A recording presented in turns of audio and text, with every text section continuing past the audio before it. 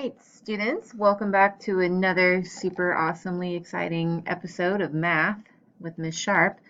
Today we are going to start a new unit. We're going to start our proportional relationship unit, and we're going to kick it off with some actual real-world math involving unit rates. So I hope you enjoy it, and we'll kick it off with a little video.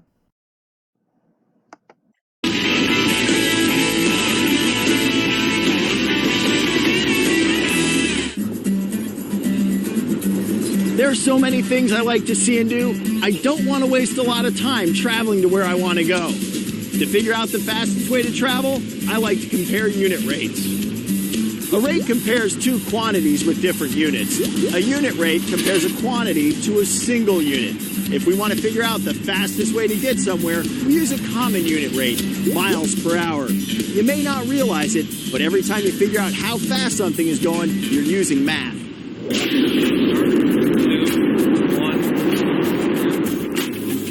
The fastest way humans travel is the space shuttle. It's traveling almost 3,000 miles an hour just 2 minutes after liftoff, and it goes even faster once it reaches orbit. Here in DC, it's rush hour. It takes these cars 30 minutes to go 5 miles. That's 10 miles an hour.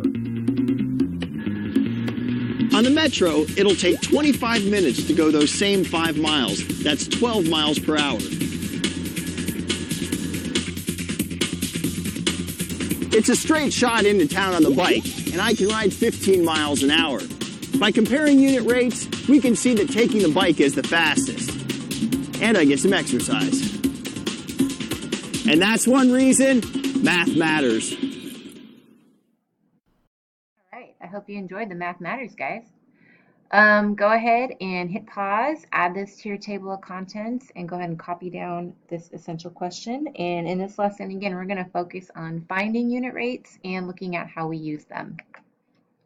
All right, let's look at this problem.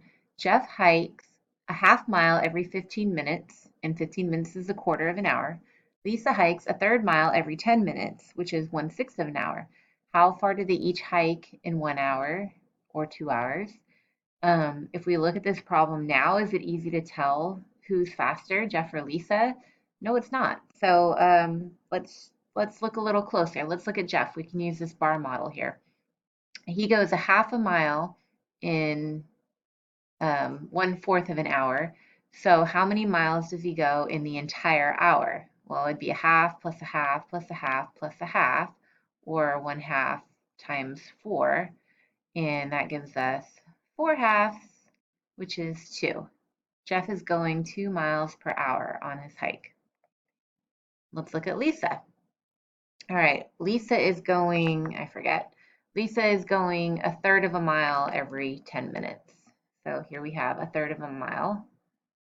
And this whole entire bar right here represents 1 hour. So if we add up all of our thirds, so third, blah, blah, blah, 1/3 times 6, we would get 6/3, which is, OMG, 2 miles per hour. So who's faster? Neither of them are faster. Jeff and Lisa are going the same speed, but when we looked at it this way, it was really hard to tell that. But once we broke it down to a unit rate, we could see that they're actually going the same speed. So rates are, like I said, actual real-world math that you need to know, and they're all around us. It's just a ratio that compares two quantities with different types of units, like 5 pounds for $2, 100 miles in 4 hours, 5 cans for $1, or 400 miles on 16 gallons of gas. Sometimes we want to break this down and find out how much for 1. So if we simplify it, so we get a denominator of 1, that gives us a unit rate, unit meaning 1. How much for 1? What's the rate for 1?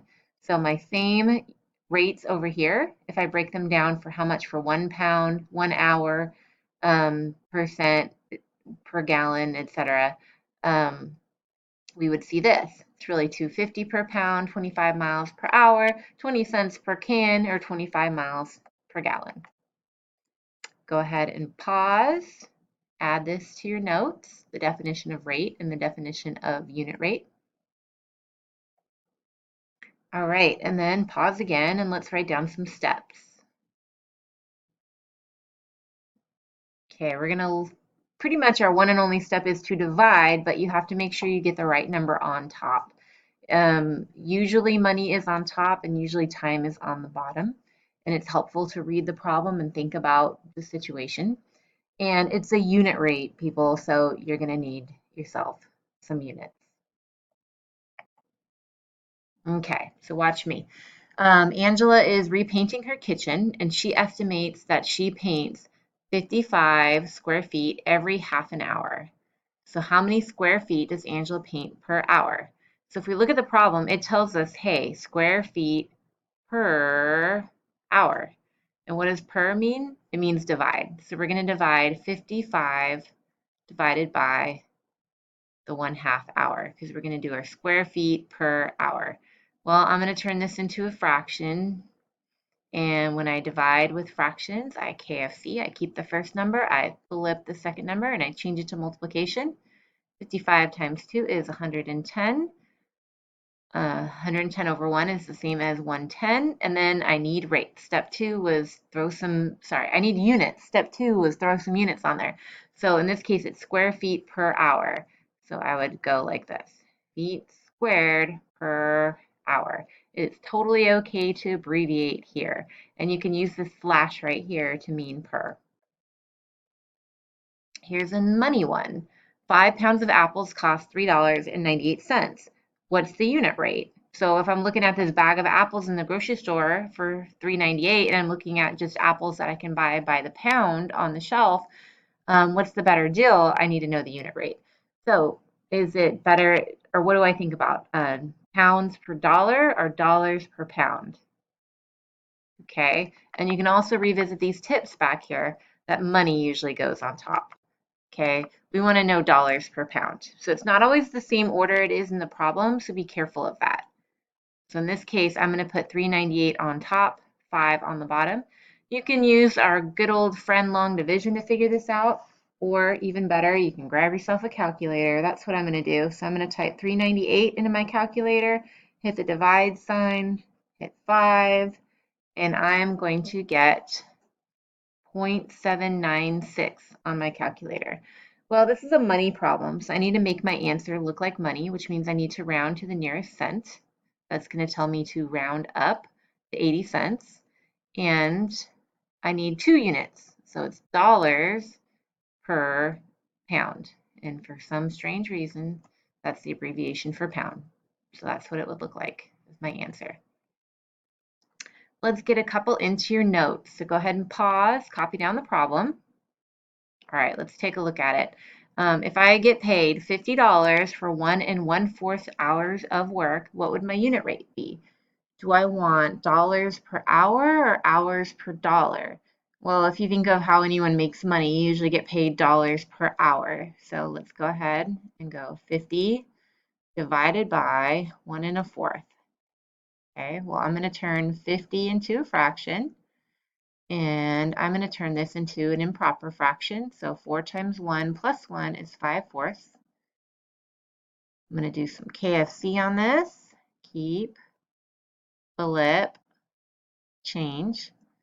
I'm going to cross cancel. I'm going to divide both these by 5, make that into a 10, and make that into a 1. And when I multiply across 10 times 4, I get 40. And it is dollars, my first unit, per hour.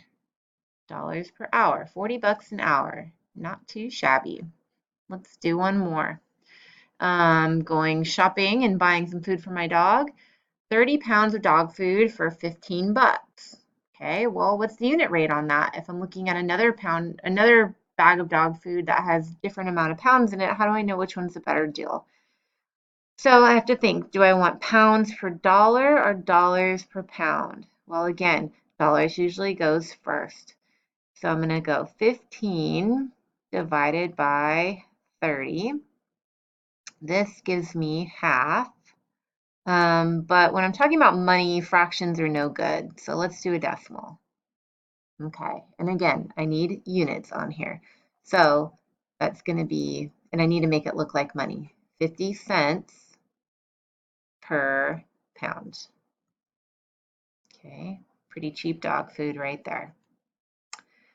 Okay, I want you to grab a piece of scratch paper and try these two problems out. And tomorrow in class, this is where we're going to pick up. So have them ready to go. And that's it, guys. Thanks for playing along with me. Again, make sure you have your notes completed. That's what I'll be looking for. And make sure that you actually do try those two problems. They're not too difficult. And then that'll just help make sure you're understanding. So come in tomorrow with your questions and yeah, and your two problems that you tried. And make sure you get a good night's sleep and all that good stuff. And I will see you tomorrow. Like and subscribe. Bye.